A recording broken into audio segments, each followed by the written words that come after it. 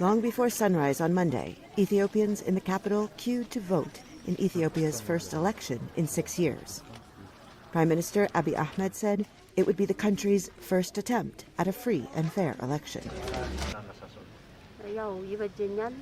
I came early to vote for whom I believe will bring us a bright future. But by evening, many voters were frustrated. Some polls were closed for hours because of missing ballots. Others were missing election workers. Across the country, millions of would-be voters were still waiting to cast their ballots. I'm exhausted. Maybe I will go home without voting. I have 2 children who've been waiting at home all day. On Tuesday evening, officials said almost all of Ethiopia's polling stations that had opened had finished accepting ballots. About a fifth of the country's 547 parliamentary constituencies, however, were not voting.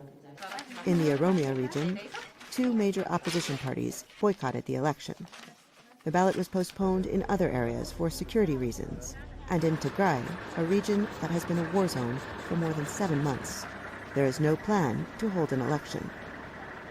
And then in terms of number, of course, the people have the right to be represented. At the end of the day, these people are part of Ethiopia, and they have to see their representatives in the Ethiopian federal parliament. However, he says the 38 unfilled seats for Tigray are not enough to skew the electoral math, and he believes the government will be formed after the results are announced. The conflict in Tigray has displaced about 2 million people and forced tens of thousands to flee the country. In recent days, amid reports of new violence, the African Union is investigating allegations of mass murders and rapes. Aid organizations say parts of the region have already slipped into famine, and millions of people are in danger of starvation.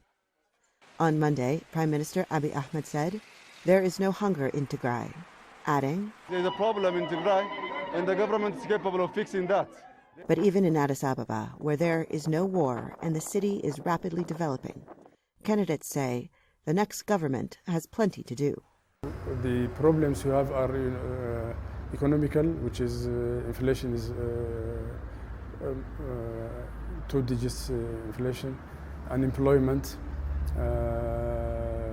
We have unemployed youth, and we should strive to at least systematically and continuously create job opportunities. So for this, we need peace and tranquility in the country.